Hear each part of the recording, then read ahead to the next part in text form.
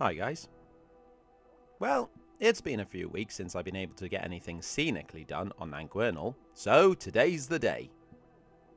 When I was deciding what part of the layout to tackle next, I was standing back, looking at it, and I realised that if I got some scenics on the foot of the incline to the left of the station, that I would have scenics the whole way across the middle. Okay, it's not much of an accolade when you say it like that, especially when you take into account that I won't actually be able to call this section finished this week due to the lack of trees and details. But before I get on with laying some fluffy leafy scenics, I need to fine tune the steps from the path up to the incline walk. The retaining steps were fine, but I've added filler and sculptor mould around them, but they've lost their shape and sharpness. To correct this, I'm using a hobby knife to scrape back the terrain around the steps. This actually worked better than I had hoped. I vacuumed, not hoovered as that's a brand, to get rid of any loose waste from the chopping stage. And what was left was bright white from the products below the brown paint. So I'll go ahead and paint these back in again. These steps will get covered with floor textures in a bit, but having a good natural base below the stone will help if the layout gets knocked or chipped and reveals the inners. I ended up going over the wooden beams in earth brown as well as the modified flooring around them. As with anything I do these days, earth brown seems to be a great choice of paint to start with. But to get some sort of old weathered look to the wooden parts, I'll dry brush some light antique white along them. I've gone over them a fair bit during this stage to really get a beaten up look. After all, these steps live in quite a harsh environment with a lot of fairly extreme weather changes.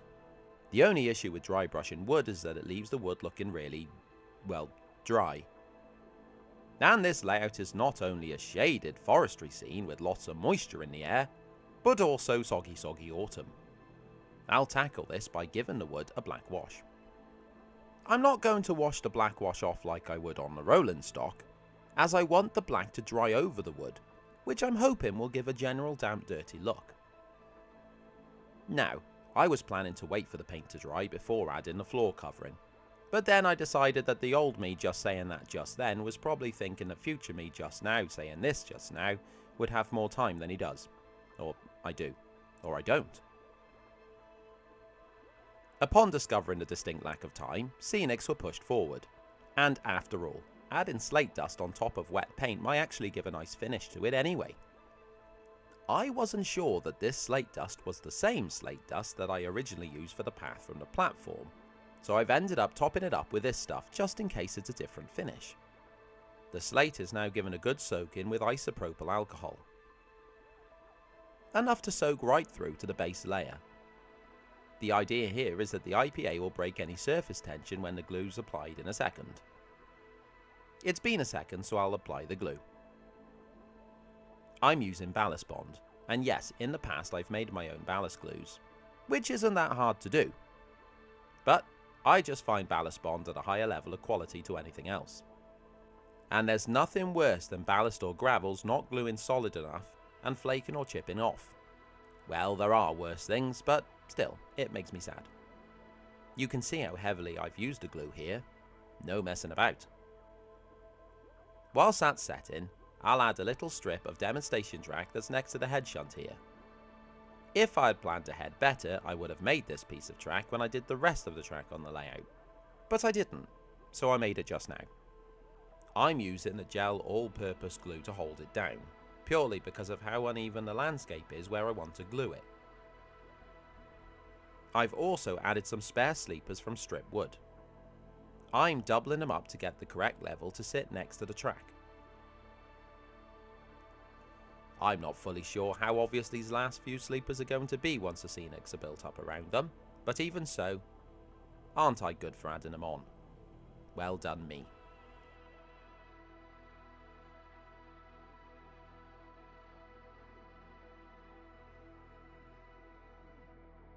And like the gravel paths next to it, this strip of track and spare sleepers needs to get embedded with slate dust. And to protect the already finished scenics along the track bed, I'm using some scrap paper to block the IPA spray. There you see, worked a treat. Ballast bond is once again dosed heavily onto the slate. All this glue needs a couple of days to cure and harden, so pretend like a few days have passed before the next bit. Okay, a few days have passed since I've set the glue down so I can make a start on the surrounding landscape. I had a few theories on how I would actually approach the bank. The first, and honestly quickest and easiest, would have been the same as on the Corish, which was essentially just a sprinkling of leaf scatters over the dirt. The next one I've seen used a few times, coconut coir. This is a natural scatter-like product used for other random things like gardening, but does give a nice finish for bracken and the like. What I decided to go with was a thin layer of my good old friend polyfiber and leaf scatters on top. This will give a good general low-lying greenery layer, from which I can add trees and larger plants. To make a start on this, I need to coat PVA over the landscape. For now, I'll concentrate on this little bank here between the paths. I'll then sprinkle the same dirt and dust as on the top half of the layout. You won't see much of this once the next layers are on, but it'll give a nice bit of detail if you do happen to look between the more dense layers of plants above. When that's dry, I'll go back in once again and coat the same area with PVA using a foam brush.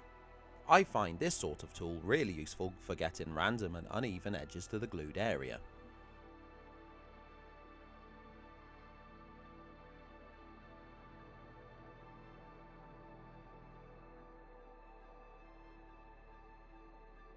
The area then gets a layer of static grass from my broken applicator.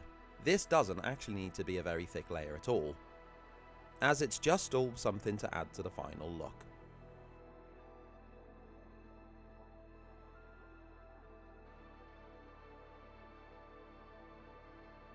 And with that in mind, I'll add a very fine flock on top. I usually add different products with the intention of them representing some different random plant in real life. However, with things like this flock, I just find it adds to the overall look I'm after. Well, the texture does, not so much the colour. After it's been vacuumed off, not hoovered because that's a brand, remember, I'll start to alter the colours.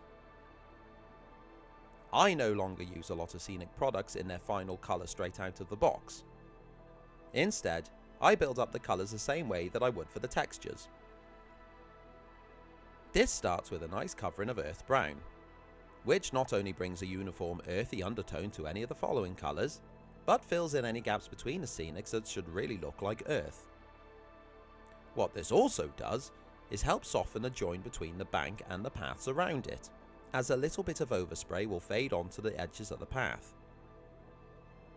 With that done, I'll then go over it with a slimy green colour, though I'm trying to go easy with this one and hopefully it'll be mostly hitting the static grass fibres and not so much the bank.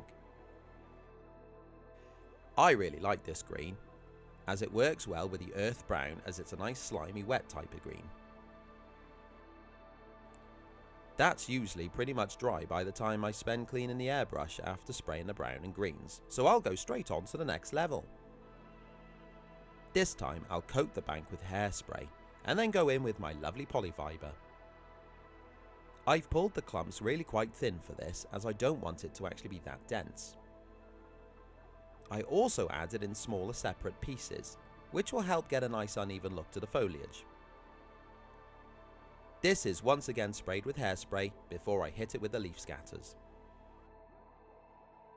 And whilst this is an autumnal layout, some plants are still green, so I thought I'd keep adding a light coating of green leaves first. Well, two different greens actually. I'll then go back over it with alternating coats of hairspray and brown and orange leaves. I'm still new to the hairspray technique, so I'm not actually too confident on how long this stuff stays wet and able to stick leaves down before it dries up, so I'm using it quite heavy. The very last thing here is a very light coating of earth brown. And no, it's not my only shade of brown. I have an impressive collection, but this is just perfect for so many jobs, such as this one. It will also give one last boost to the "help, I'm dying as it's autumn" vibe to the plants. Yeah, as I say, it's not actually complete, as I need trees and details. But for now, I hope you've enjoyed some actual layout progress. Oh, you did? Called it. Cheers.